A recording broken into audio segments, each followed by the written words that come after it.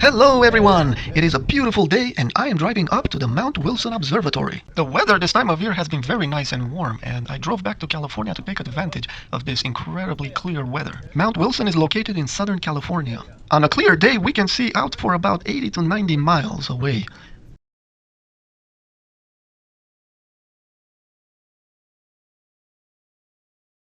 Anyway, I'm setting up.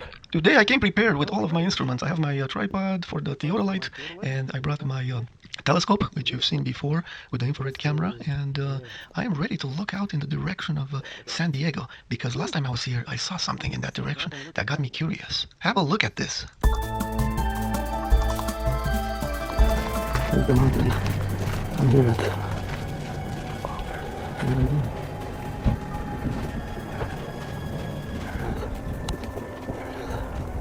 Look how flat this area is. Oh my god. Oh my god. Oh god. There's LA.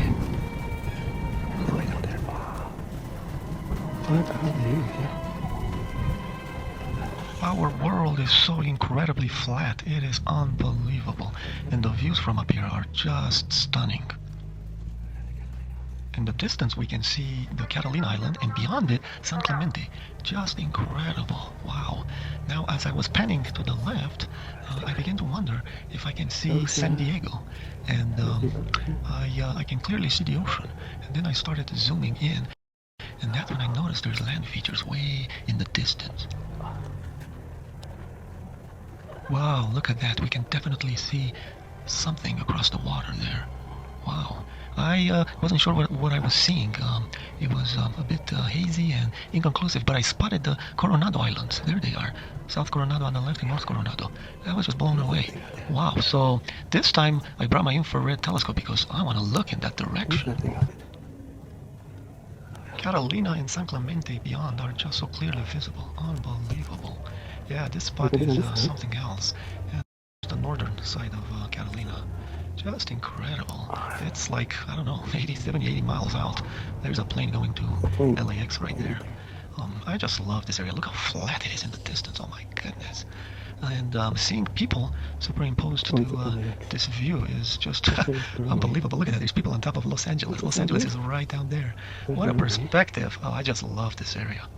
And of course, we are seeing the world in infrared. Infrared can open up the world like never before. That is the island of Santa Barbara, way out there. Look how clear we can see it. It was hardly visible in the visible spectrum. So infrared can pierce through the haze and, enables us to see the world with new eyes.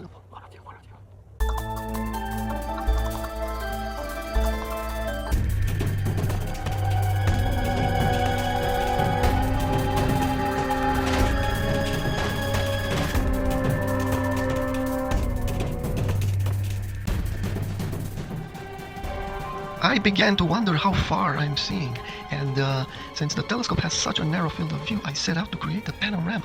But first I took each image, and using the software Registax, I processed a number of video clips and extracted really clear images, and then assembled them into a panorama. Enjoy, my friends. This is one of the best panoramas that I've ever created.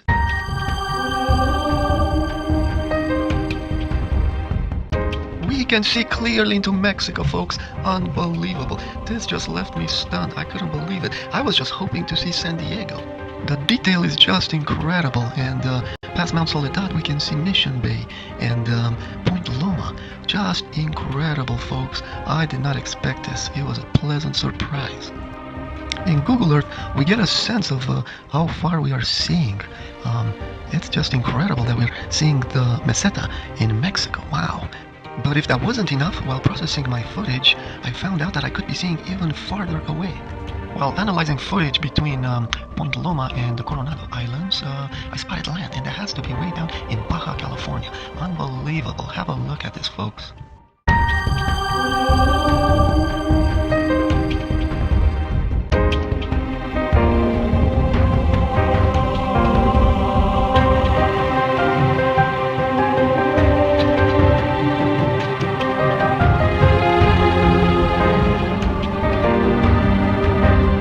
The world is incredibly flat, my friends. Unbelievable. But why can we see so far? because our observations tell us that something limits our visibility. And per the current theory, the globe theory, it is the curvature of the surface, assuming straight line propagation, or near straight line. The current theory does allow for some downward refraction. But that's not what happens, folks. What limits our visibility on the flat Earth is upward refraction. And infrared has two benefits. The first benefit is infrared lets us see through atmospheric haze. So we increase that signal to noise ratio and we can see farther than in the visible spectrum. But the second benefit is more important. Infrared is less affected by refraction, this upward refraction that limits our visibility on the flat Earth. And that's why we can see that much farther in infrared. If you look at the photo with the prism, the longer wavelength bend less. Okay, and if you look at the second inset, you can see why we cannot see at infinity. For example, light from that tower from different heights curve in the gradient of the atmosphere and hit the ground, and that gives us the impression that we live on a globe if we imagine that light travels in a straight line. So light bends because there is a variation in the index of refraction with altitude, and at shallow angles, that affects the propagation significantly. However, if we observe at steep angles, the surface of the Earth is incredibly flat. Now, some people have doubts whether the index of refraction increases going up. They think it decreases.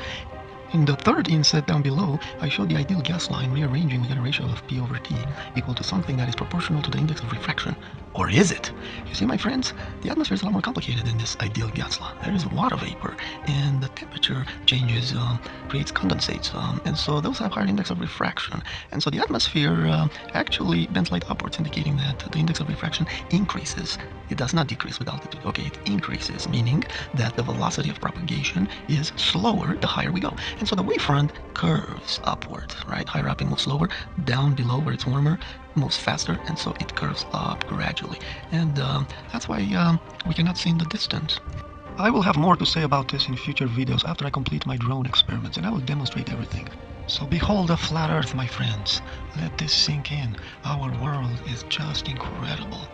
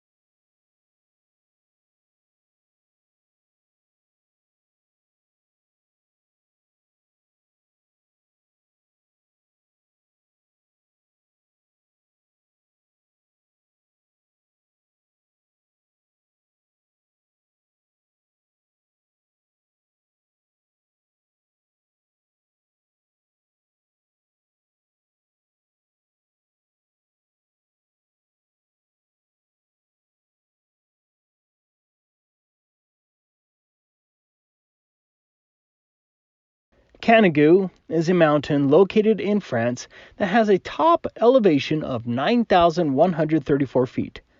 Twice a year, in February and October, many people go to Marseille, France, to film Canigou. At these two times of the year, the sun sets directly behind the distant Canigou, creating a mountain silhouette. This event has been observed since at least 1808, and here's a photo taken in 1898. It's a beautiful event, one that I hope to see myself someday, but it's also a great proof of the flat Earth. Let's look at this long-distance Canigou photo from the Beyond Range website. The distance from the photographer in Marseille to Canigou was 163 miles. The observer was 1,050 feet high. Under the globe model, 10,205 feet should have been hidden behind the giant globe curvature.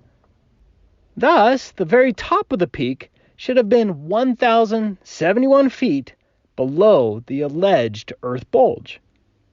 This Canigou observation proves the Earth is flat. But this observation also destroys two other key arguments of the globe propagandists. First is the propagandist argument that we should be able to see forever on a flat Earth. For example, I've heard many times that someone should be able to see the Eiffel Tower from New York if the Earth were flat. I'm surprised at how many times I continue to see this silly argument in emails and comments to me. In addition to angular size limitations, the answer to the claim can be found in the question of why isn't Canigou filmed at other times of the year besides February and October? Without the aid of the sun creating a silhouette of Canigou, it is obstructed by the opacity of the atmosphere, and so you simply can't see it. So, for all other occasions, Canigou would look like this. You can't see it, and that certainly doesn't mean there's curvature blocking it. Only when the sun sets behind Canigou does it become visible at that distance. Otherwise, Canigou blends in with the atmosphere. Without question, the opacity of the atmosphere limits our ability to see at extreme distances. The next propagandist argument is that Canigou is only visible because of refraction. But the Canigou event is visible twice a year in February and October. Does magical curvature removing refraction work on a tight schedule? As you can see in countless examples, refraction certainly does not work on a schedule. Also, according to the globe model, when you watch the sun setting behind Canigou, the sun also must be hopping over the curvature. Can you point me out the time when the sun begins hopping over the curvature? With all of this alleged curvature hopping and bulges disappearing, where is the manifest distortion? Does this event really look like a mirage to you? I cannot help the unreasonable, the hired liars, and the willfully blind, but the Canigou observation from Marseille proves the Earth is flat. Exhibit 1. Reservoir 6.3 mile sun reflection test.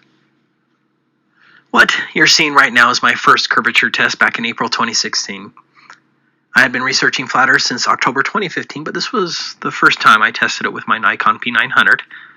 I chose a distance of 6 miles because I wanted to test whether Robotham was telling the truth. He was. In this test, my wife was carrying a mirror at the opposite end of a reservoir, reflecting the sunlight from 6.3 miles away.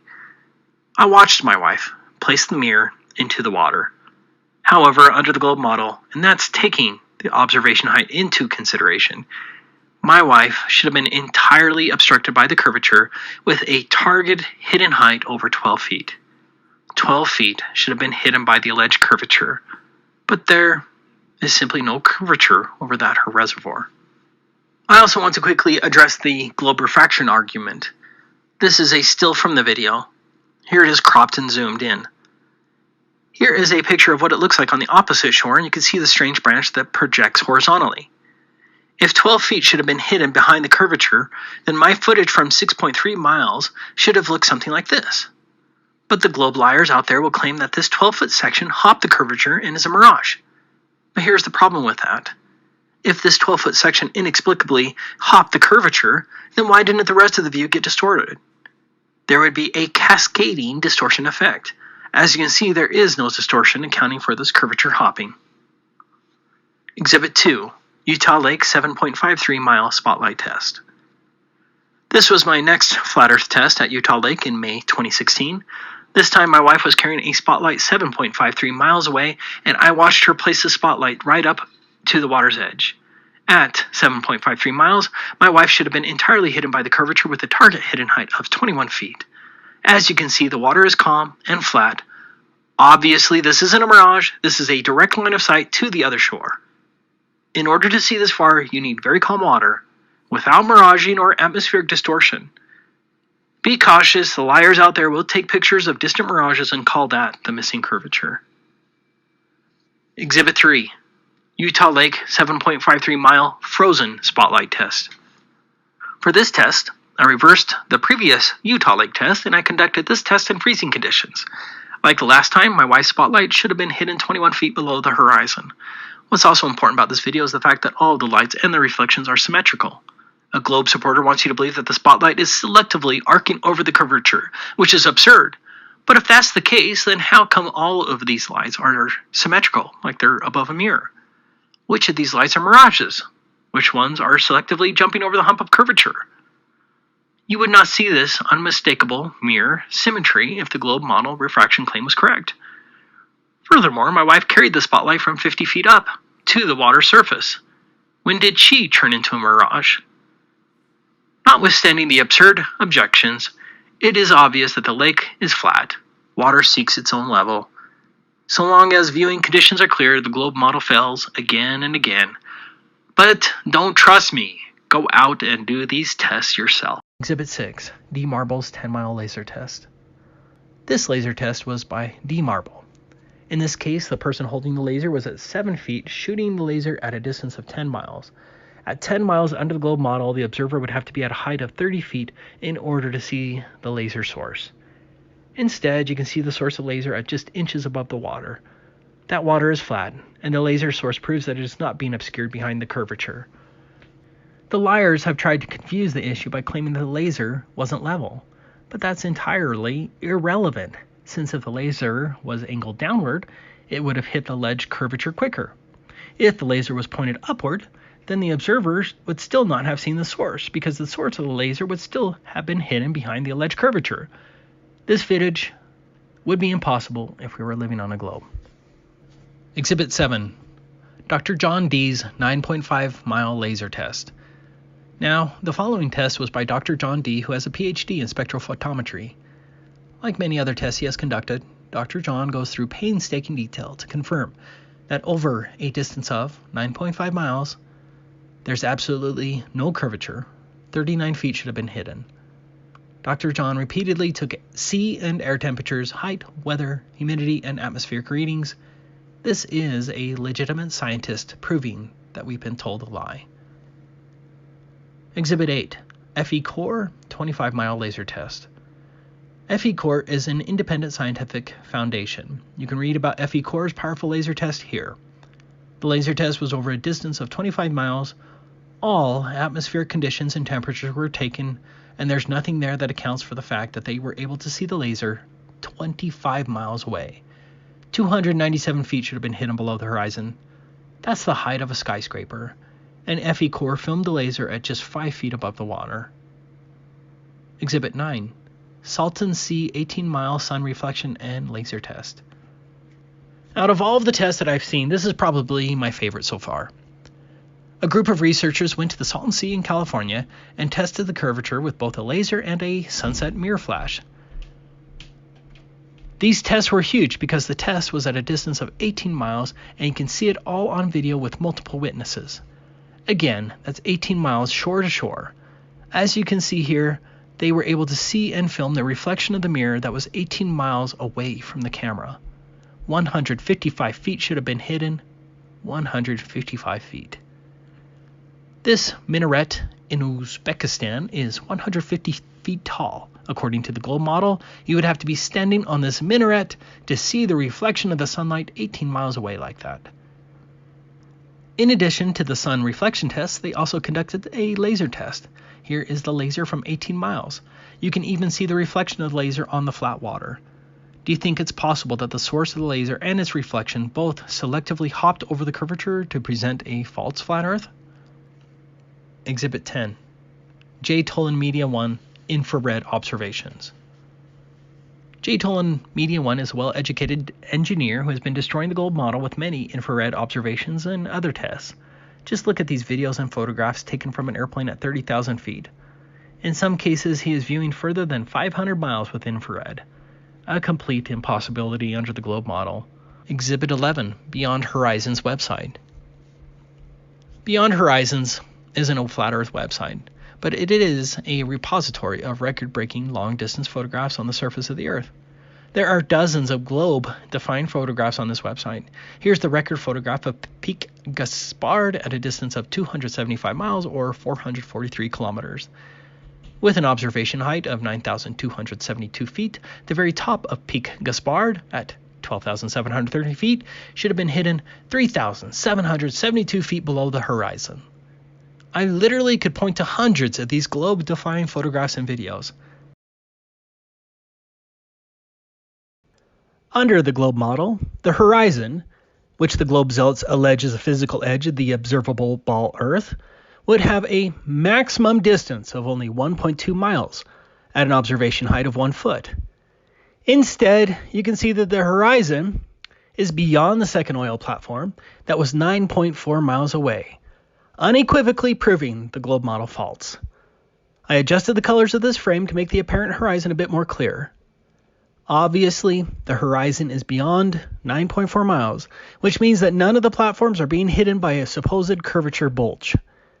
If the horizon is not a measurable, physical, observable edge of a sphere with a circumference of 24,901 miles as the globe model mandates, then without question, the entire heliocentric model, outer space, NASA, ESA, SpaceX, and everything else globe and space related is deception. This simple, repeatable evidence begets the inescapable logical conclusion that we've been lied to on the grandest scale and that our entire educational foundation is built on lies designed to control us spiritually, mentally, financially, and physically. Maybe you remember this video I've shared where BMLSB 69 filmed 3 oil platforms at an elevation of 105 feet. At 105 feet, the globe model would require that the horizon be closer than 12.6 miles. In clear contradiction of the globe model, you can see the horizon extends beyond the third platform, which was 26.45 miles away. Again, and I'll try to say this slowly for the globe faithful who have a really hard time grasping what the globe model requires, based on the observation height of 105 feet, the globe model mandates that the alleged observable physical horizon edge of the globe should have been closer than 12.6 miles, and instead the horizon is much further than 26.45 miles. Furthermore, the second platform should have had at least 48 feet hidden by the curvature, but none of it is. The third platform should have been hidden by at least 129 feet by the globe, and not an inch is hidden. Do you really think that this alleged, very tall bulge of water disappeared in front of the second platform and then reappeared miles beyond the third platform without affecting the platforms themselves? If you believe that nonsense, can you then describe to me which portions of these platforms are mirages and which parts are not? As I have joked before, if a naval vessel wanted to fire at one of these platforms, do you think that it would only be shooting at a mirage and would only hit the tall bulge of curved water that's supposed to be blocking these platforms? Or do you think that the vessel would have a direct line of sight with these platforms? Can you point to a naval manual instructing sailors not to shoot at the mirages that have hopped the curvature but are really hidden behind mountains of water? It's ridiculous. We're going to come back to this video in a few minutes because this new observational video confirms the 3-platform video I just shared, but with some additional evidence. Before we jump into the new evidence, I want to address atmospheric compression again.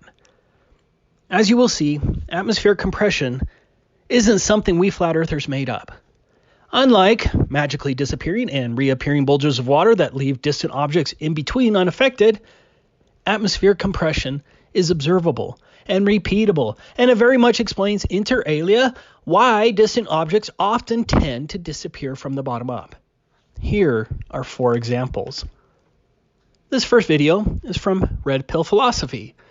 The evidence is clear to any objective reasonable person.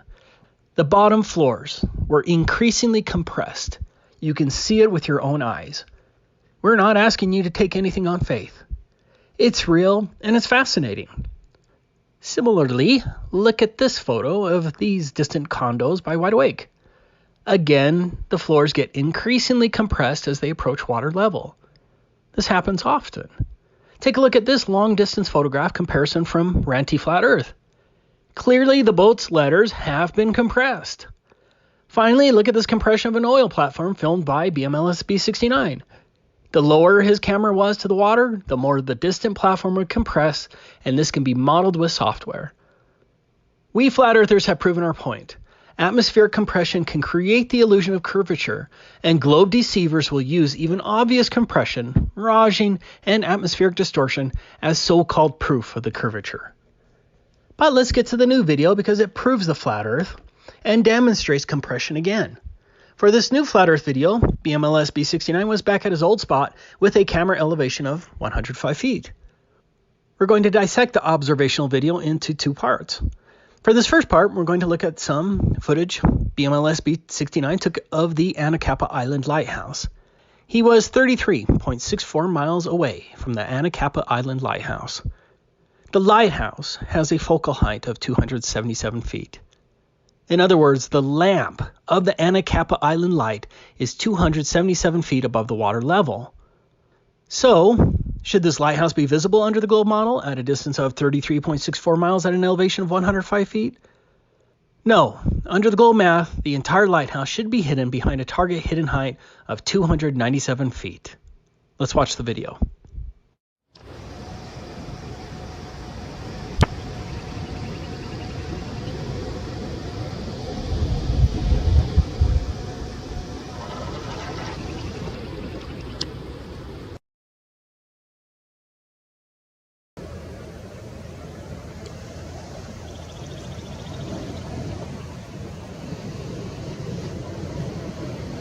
Unfortunately for the cartoon globe, there it is. There's the Anacapa Island light that should be something like 20 feet below the imaginary globe horizon. But it's not.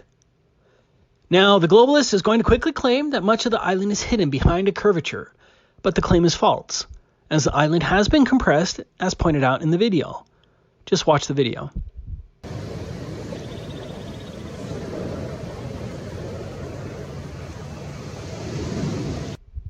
You can see the obvious compression, distortion, especially when you look at the much smaller rocks off to the left side of the island. Real refraction distorts, mirages, obscures, and compresses distant objects, but it certainly does not cause bulges of earth and water to disappear and reappear beyond objects that should be hidden by such bulges and still allows the objects to remain inviolate. But don't worry, you'll see the compression evidence better in this next clip as BMLSB 69 also filmed the three platforms again. For this next part, I used the coordinates from the United States Code of Federal Regulations. All of the coordinates are listed on the map. The first platform, Habitat, was 11 miles away from BMLSB 69. Not a big deal. The second platform, Grace, was 21 miles away. The third platform, Gale, was 26.45 miles away from the camera. Let's look at the globe math again. Nothing of the first platform should have been hidden by the alleged curvature, but the second platform should have been hidden by 48 feet. The third platform should have been nearly entirely hidden by 129 feet. So the globe would require that the horizon and the tall earth bulge appear well in front of the second platform. But look at the third platform. It is compressed in this recent video, but the horizon is still further than the platform. Remember, at 105 feet observation, the horizon was supposed to be closer than 12.6 miles, and it is further than 26.5 miles. Admittedly, it's hard to make out where the apparent horizon is to draw a line. So how do I know, as an absolute 100% fact, that the horizon is further than the platform? It's because there is a large boat that's beyond the platform. The base of the boat is perspectively higher than the platform. That means that there's no curvature blocking that platform when 129 feet of the platform should have been hidden. It only confirms what we saw earlier. You can see that it's a boat later in the video, which I'm showing right here. You see that the boat has moved from behind platform Gale and that the boat was without question further away than 26.45 miles. As I stated before, and I will say it 100 more times, do you think the supposed tall bulge of curved water that should have been in front of the second platform somehow disappeared and then reappeared beyond the third platform, and this magic act happened and left the platforms unaffected? Why would this selective, magical refraction only impact the horizon line and the water, but not the platforms? I don't know how many more times I can prove the flat earth to you, but I'll keep at it till we put an end to this intellectual tyranny. But before I go, look at these comparisons of the second and third platforms with the old footage compared to the new footage. Look at the manifest compression. The horizon is still further than the third platform, but the third and the second platforms are much more compressed in the newer video. Can you all say this with me?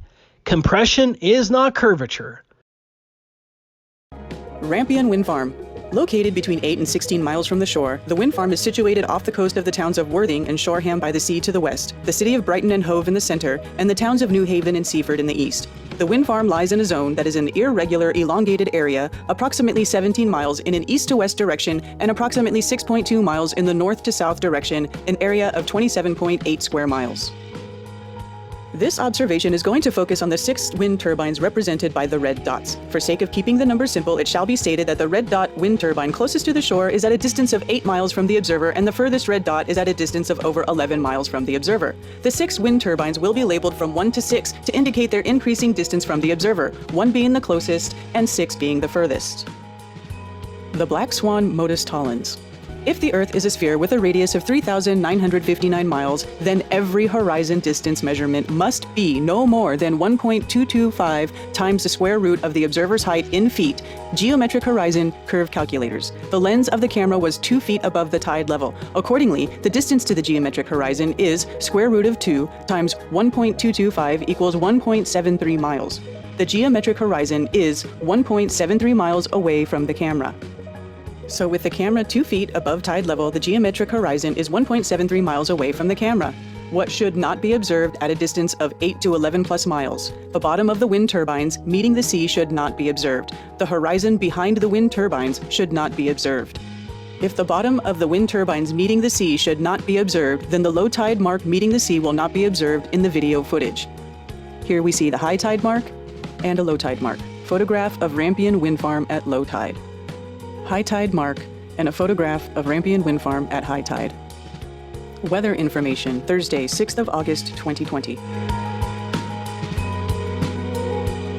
The weather leading up to the observation. Tide data, Thursday, 6th of August, 2020. Low tide at Worthing on Thursday evening was at 7:55 p.m. The observations were made between approximately 6:56 p.m. and 7:30 p.m. The tide level above lowest astronomical tide at 7:15 p.m. was approximately 1.10 meters. The sea was very calm indeed, and there was little or no wind. It was the clearest and calmest day I had ever witnessed. 2 observations were recorded with a P900. Let's see what the observations show. The original uploaded videos can be viewed at these links. The links will be in the description.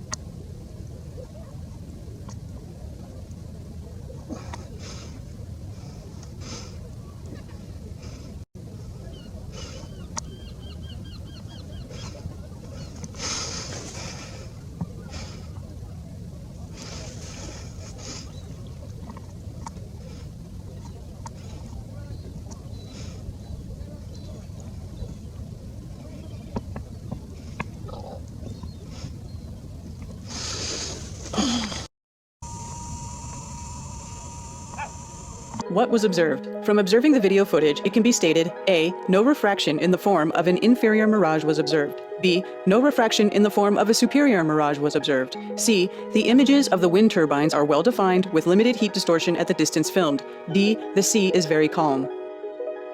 How the video footage will be presented. 1. A number of screenshots will be taken from the video. 2. The screenshot will be directly copied and pasted into a PowerPoint slide.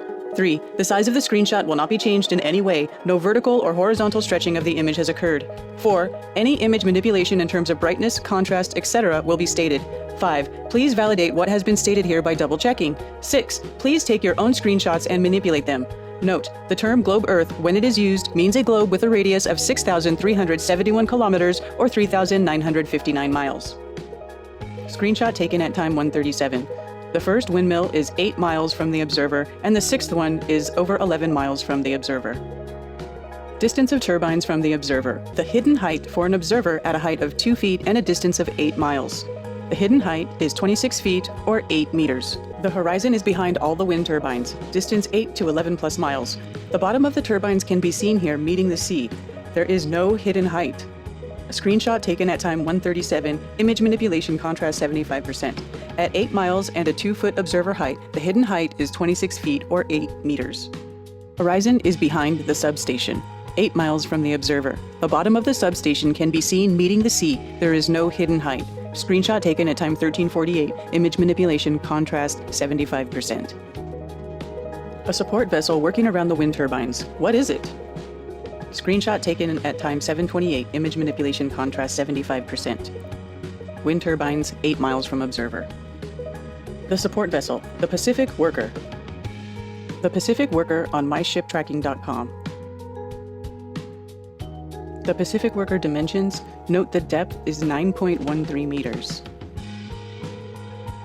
Note the size of the men and deck rails and these 3 white markings. At 8 miles and a 2-foot observer height, the hidden height is 26 feet or 8 meters. By comparing the white markings on the ships in the 2 images, it is obvious that there is no hidden height of 26 feet or 8 meters in the top image. Note, the Pacific Worker in the top image probably looks lower in the water because of perspective. It is 8 miles away, and its deck is loaded with items. Use the man as a height guide.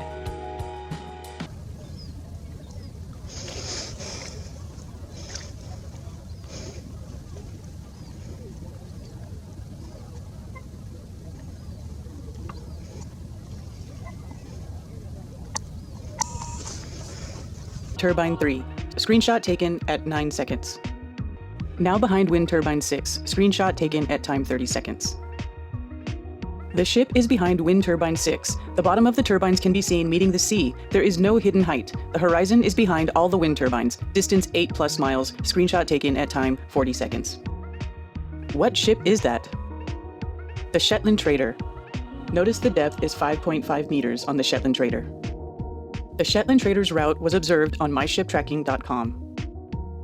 The Shetland Trader's route took it behind the wind turbines.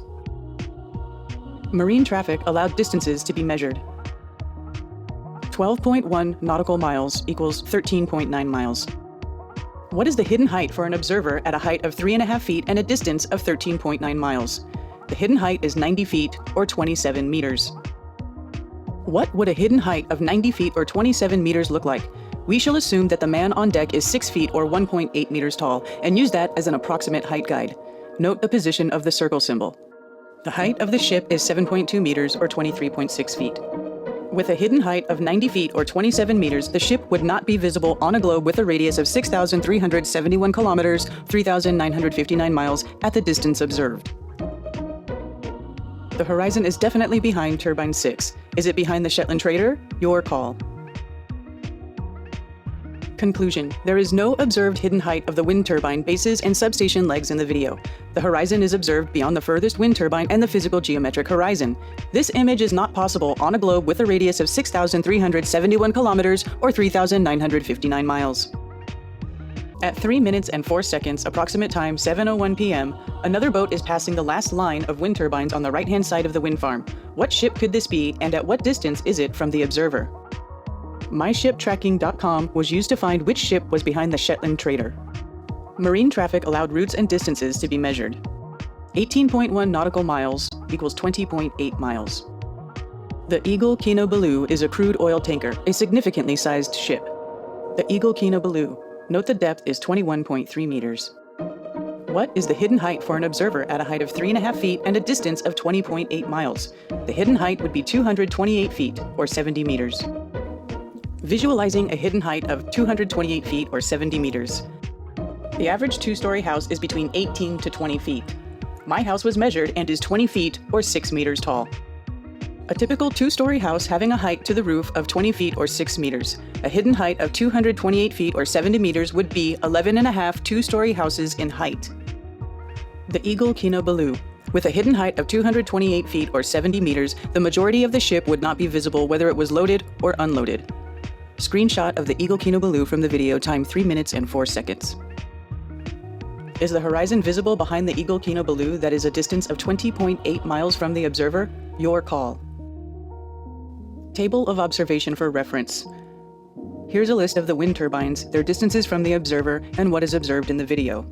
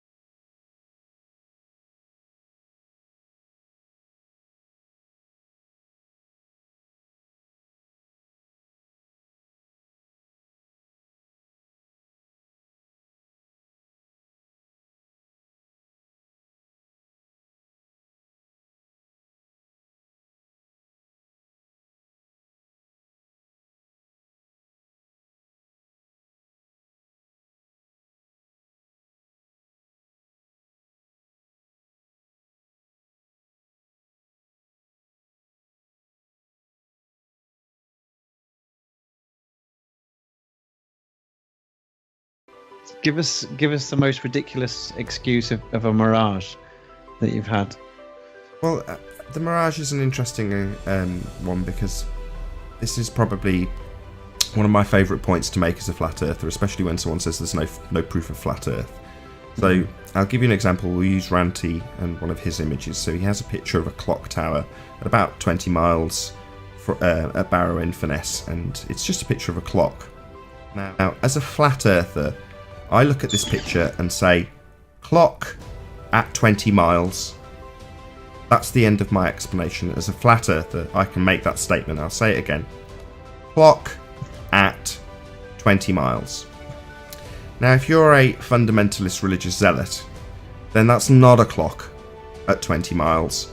That would be a slightly looming, non-standard refraction hyena holographic projection of a clock from behind the reified edge of a sphere based on an R value and a begging the question proof of nothing perspective hijacking curve calculator to turn a clock which seems to be there into a clock which is not actually there. That's what you have to assert if you're a globehead. So it's not a clock, it's a holographic projection of a clock from behind the reified edge of an Earth curve based on a begging the question proof of nothing perspective hijacking curve calculator.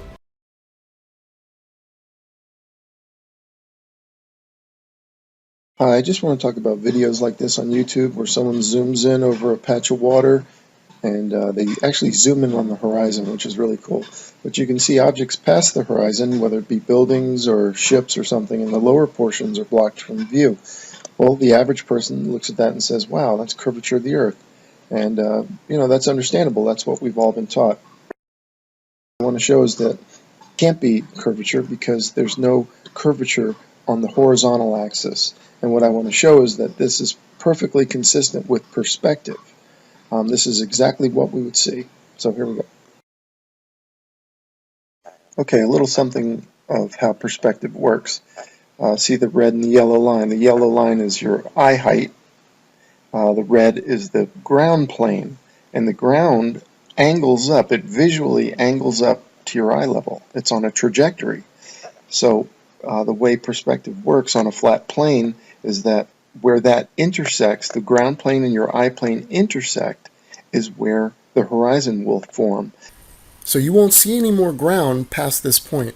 Once it intersects with your eye, right, it intersects with the center of your eye, that's it. You can't see any more ground past that point. You could see objects beyond it, but they're going to start to get blocked by that point where the ground stopped.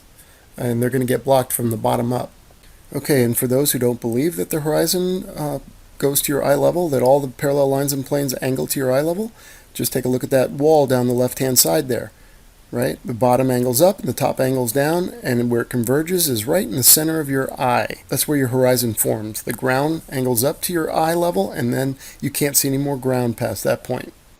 You know what I mean? The ground comes up like a big wall. It's a big ramp. And when it gets to your eye level, you can't see any further. You cannot see any more ground, or in this case, any more water. You can see beyond it, but the bottom portions of things are blocked from view. So that's the reality of our vision. Wow, look how that water ramps up to your eye level and it forms a wall. Incredible zooming in on that horizon. And notice the buildings behind it, the lower portion is blocked. That's due to perspective. To explain this illustration briefly, when they say they see curvature when they're looking at the buildings, and they're saying because the lower parts disappear, they're calling that curvature. That would be on the z-axis. That's from our eyes to the horizon and beyond. On the x-axis, these are the two that we're concerned with, the z and the x. The x-axis is the horizon, or our horizontal axis. And the x-axis is the one that we don't see any curvature on. They claim to see it on the z, but they say, oh, you can't see it on the X. Well, you should and you must see it on the X, and yet we do not. A word about zooming in with a telescope. There are people that think that I've spoken to that if you use a telescope, your horizon will be further. The stronger the telescope, the further the horizon will move away from you. But I don't believe that's the case, because I believe the horizon is a product of the height of your eyes. The horizon is determined and formed by the ground visually angling up to your eye level. As you see in the beginning of the video here, where he's zooming in across the water, you can see a horizon form, and then as he keeps zooming in, the horizon doesn't get further away, the horizon gets closer, and it gets bigger. He's zooming in on the horizon. That horizon is formed whether you're looking at it with a naked eye or a telescope. All of the telescope allows you to do is to see it larger. See this picture on the top here? If the lines were parallel and perspective wasn't a reality, then yeah, the stronger the telescope, you could just see parallel to the ground. But the fact is, perspective causes the ground to visually angle up. And where that intersects is your horizon, and it's regardless of whether or not you're using a telescope. Concerning the convergence lines that go to your horizon and your eye level, I just want to show you a few slides from my Perspective Horizon Flat Earth video. Here's a great example of perspective. Notice that the parallel lines do not angle or converge towards the ground, nor do they angle towards the ceiling, nor to the left or right. They angle to the eye level of the observer. This image is a product of our eyes. These are horizontal parallel lines, yet we see them not as parallel, but on an angle towards a point in the distance. Now, of course, we know that they are parallel, but they visually are not. Here you can see parallel lines made up of bricks on the walls. The wall on the left, though, is headed out towards the horizon, and all the lines angle toward the eye level of the observer. The bottom ones angle up and the top ones angle down. This is a great illustration of how all the lines angle to your eye position. You can't deny it. All of the lines converge at a center point on the horizon called the vanishing point. Parallel lines above it angle down, the lines below angle up, the sides angle in. The vanishing point is the intersection of the horizontal and vertical axis of our eye position. See, the ground and your eye level are actually parallel, but visually the ground angles up to your eye line. That's why I say you can't look down at the horizon, because the horizon angles up to your eye level. The two, your eye level and the ground plane, are parallel all the way to the horizon. But it's the bottom ground plane that angles up to your eye level. These lines are visually parallel. Our eyes visually intersect the parallel lines at the horizon. Here's a guy sitting in the middle of the ocean. You can see the water angles up and on each side of him to our eye level. Actually angles all the way around him. Just like looking down that long hallway, the floor angles up to your eye position, the ceiling angles down, the walls angle in. That's perspective. Here's another one with the guy in the boat. Whether he's in the hallway or out on the ocean, the ground plane angles up to your eye position. And so you can't see any ground past that point once it intersects with your eye height. So items or objects beyond the horizon will be blocked, especially the ground, and then lower portions of objects beyond the horizon will have their bottoms blocked from view. And here's another one. You can see the water ramp up to the eye level, and the building beyond the horizon has its lower portions obscured. It's kind of like putting your thumb out at arm's length and putting it level with your eyes. You can block things much bigger than your thumb. That's due to perspective. And the same happens here. The further away that building is, the more of it gets blocked, starting from the bottom up. If a pilot is flying around the curve of the Earth, then he should be dipping the nose down every 5 minutes. He should be dipping the nose down to stay around the curve. But the thing that really got me interested was, as you say, the gyroscope. In a plane, there is an artificial horizon, okay, and it's based on a gyroscope. And if you spin a gyroscope on a surface, it will want to stay upright. You can twist and tilt the surface as much as you like, the gyroscope will stay upright. So, if a plane has a gyroscope and it starts following the curve of the Earth, the gyroscope would stay upright, which means the artificial horizon will start to roll backwards. But it doesn't. That's absolute proof that a plane flies over a flat surface rather than a curved one. Because I asked the pilot on my last flight, do you ever notice the artificial horizon rolling backwards? He said, no, but the artificial horizon has complex electronics in it to make sure it knows where it is on the Earth and it compensates. But I went to the manufacturer of the artificial horizon, and they confirmed to me that it's completely mechanical, nothing electronic in it whatsoever. So it's literally just a gyroscope that can freely move. So that right there is proof to me that planes fly over a plane. None of it makes sense. The problem is that we're taught as children, this ball earth lie. And you might ask as a child, what about the people in Australia? They're standing on the bottom of the globe, won't they fall off? And your teacher says, no, gravity. And you go, oh, okay. And you never go back to that question. But when you go back to it as an adult and start looking at it with a critical eye, right, the whole thing falls apart.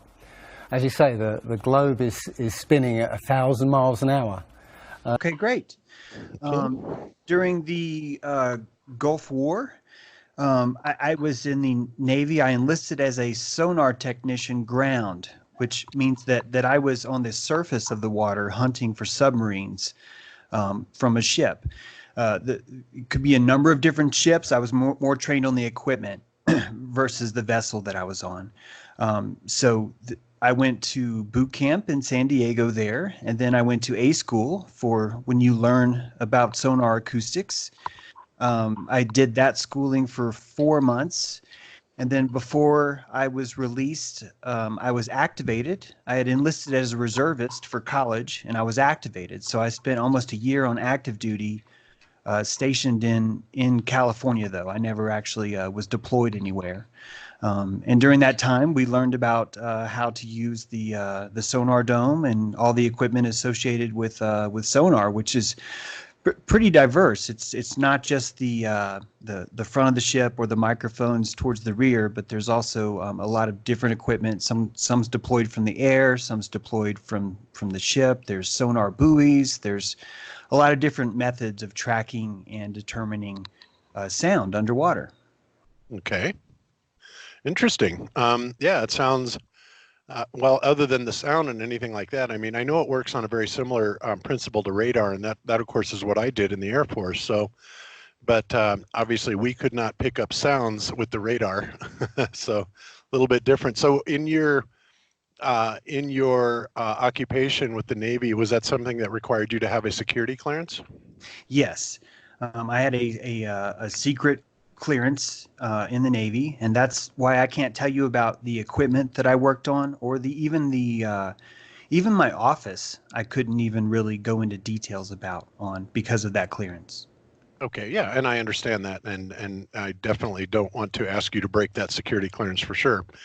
In the job, would it make you consider that what you did do there might be related to flat Earth in some way?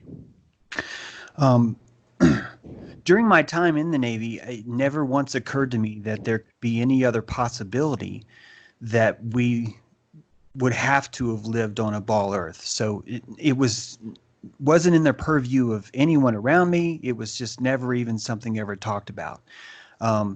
There's nothing in the literature that I read that told me one way or the other. But in hindsight, this is all in hindsight.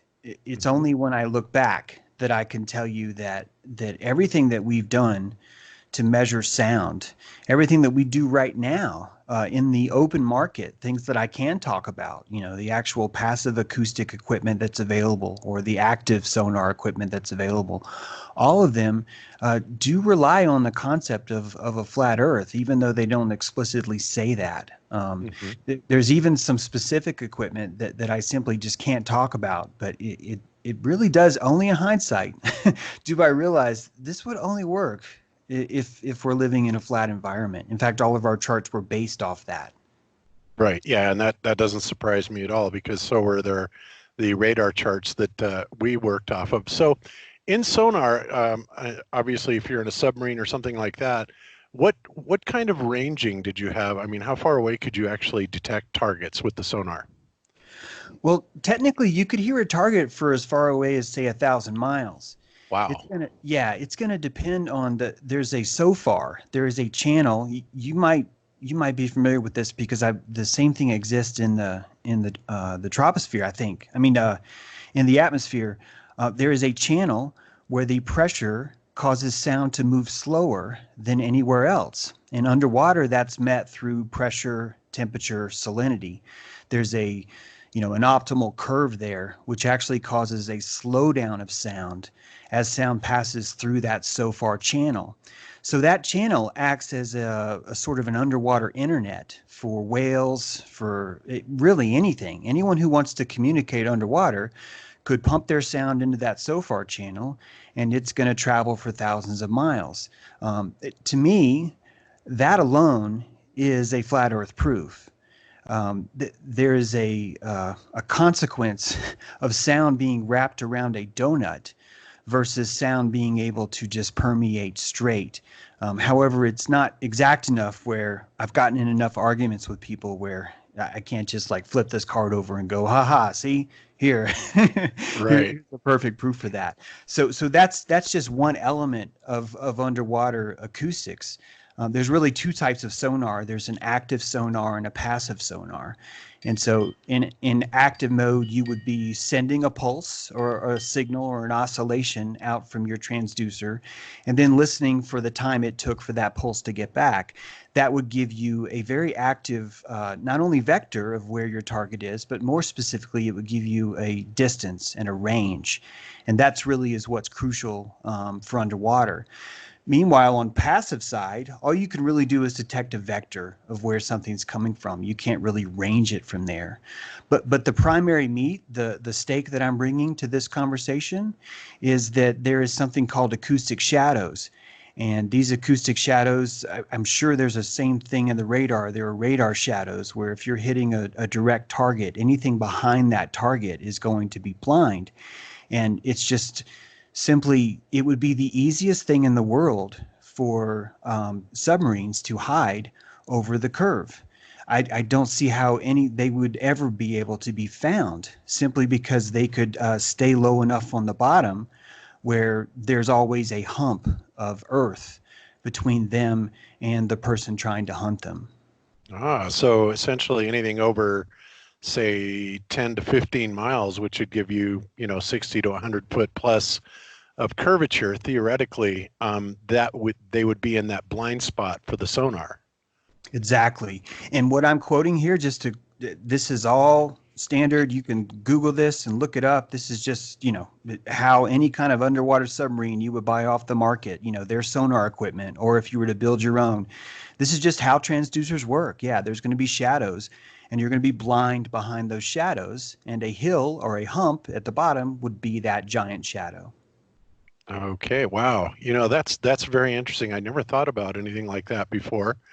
Yeah, so 60, it looks like 60 miles is it, man.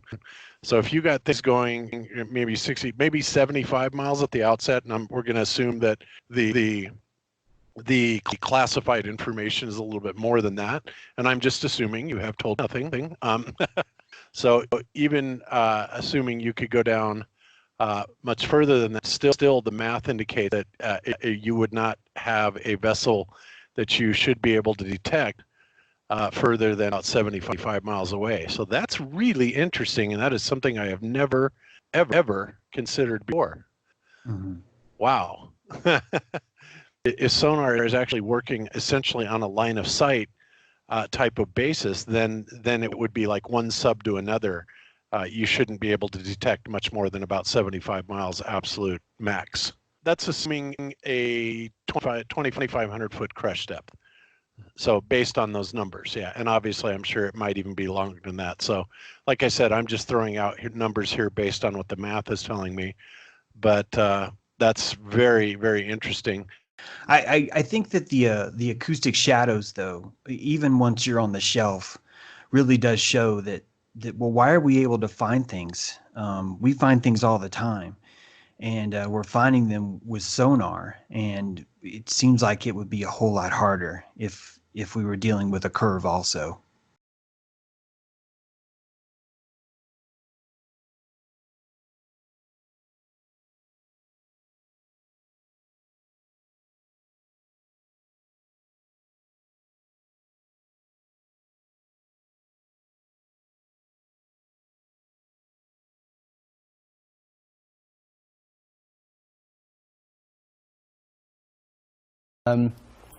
Neil deGrasse Tyson, who's a leading astronomer in America, tells us that the Earth is not a perfect circle.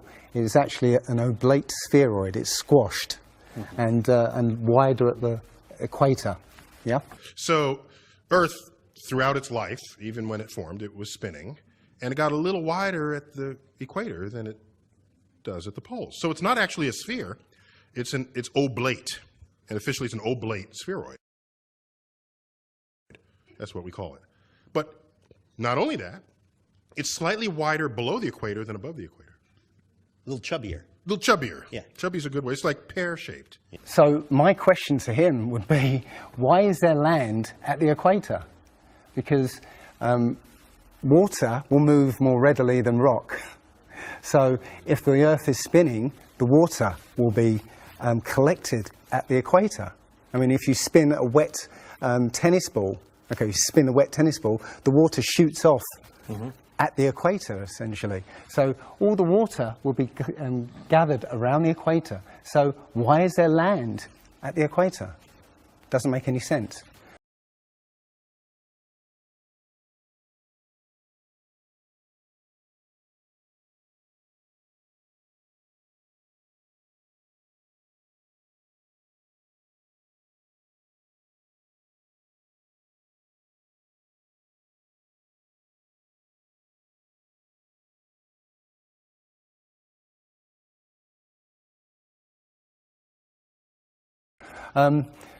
The other thing that's about the spinning Earth is looking at the stars. Now, directly above the axis of spin is the pole star, Polaris, okay, directly over the North Pole. And we're told that the reason that all the stars spin around the North Star is because the Earth is spinning at 1,000 miles an hour. Okay, seems to make sense, because if you put a long exposure camera pointing at the North Star, you'll see the stars will make perfect circles around, perfect star trails. The only problem is the Earth is also orbiting the Sun at 67,000 miles an hour. Okay, the Sun is moving, dragging the Earth and all the planets up that way or that way at 600,000 miles an hour. So why do we see perfect circles?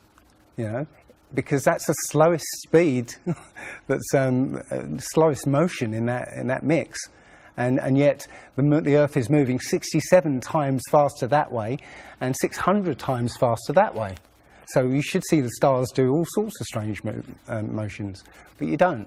You only see them make these perfect circles. That tells me that it's the stars that are moving, not the Earth. The thing is, what the scientists will give you is calculations and and theories why that happens. But we have experience. We see things and they either make sense or they don't make sense. And what the scientists do is substitute our common sense and our intuition for calculations and theory, and we're supposed to believe the calculations rather than what we experience ourselves. There was a famous experiment back in the 1800s in England called the Bedford Levels experiment. Now, the Bedford Levels is a canal that is perfectly straight for 6 miles. Okay, so what a chap called Samuel Rowbottom did was he took a telescope, put it in the water about 8 inches above the water, and he had a friend, in a rowboat with a flag on the back, row all the way to the other end, and he was able to see the flag on the back of the rowboat the whole distance. Now, according to spherical trigonometry, the curve of the Earth is 8 inches per mile squared. So over 5 miles, that's 5 times 5, 25, times 8, which is 200, works out, that's 200 inches, which works out at 16 feet. That means the boat should have been 16 feet below the horizon. He shouldn't have been able to see the boat. Now, the scientists will say, oh, refraction and this and light bending around the Earth and stuff.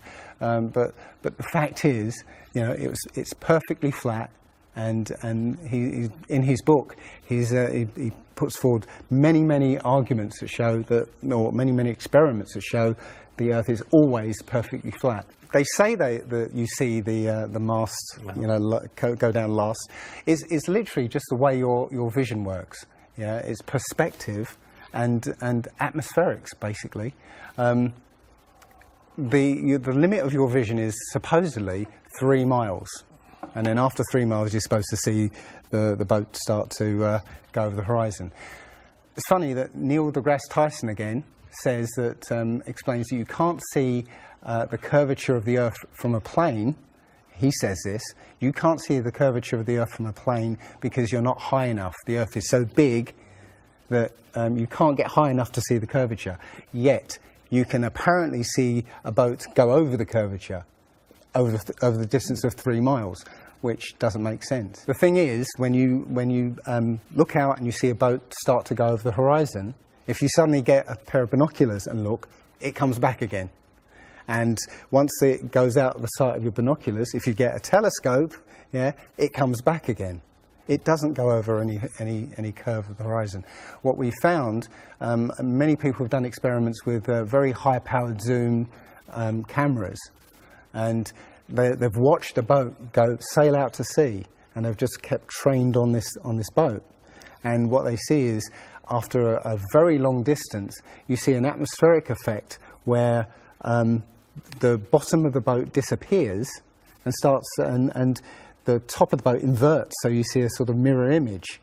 And that, with your eyesight, basically the bottom of the boat just melts into the horizon. One of the best examples of that is the Antwerp Notre Dame spire, which can be seen something like 240 kilometers away from the spire. So that should be over a mile below the horizon, and you can still see it.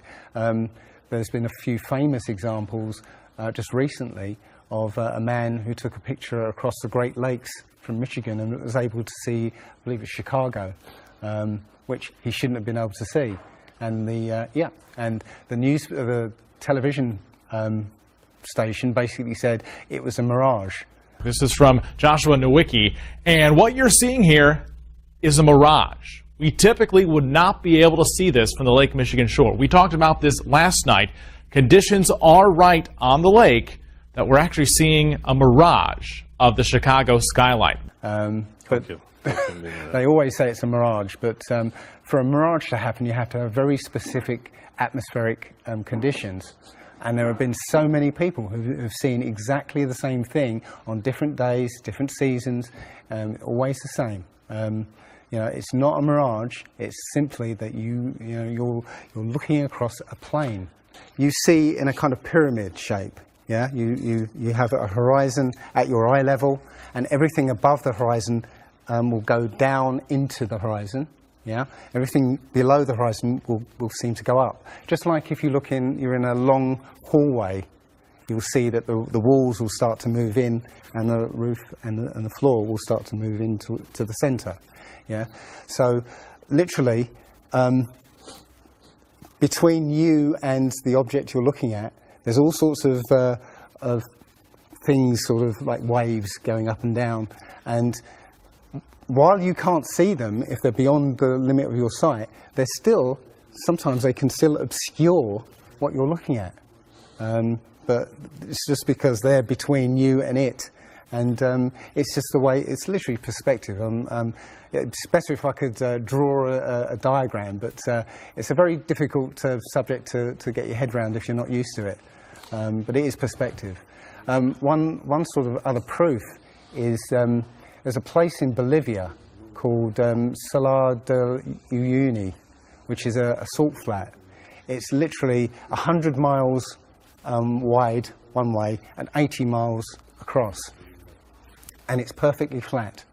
And when it rains, literally you get an inch of water, and it looks like a perfect mirror. Now, how does that happen on a sphere? Yeah, it shows you that, if you're one end of this salt flat, you can see perfectly clearly the other end 100 miles away. So it's just showing you that, the Earth is flat.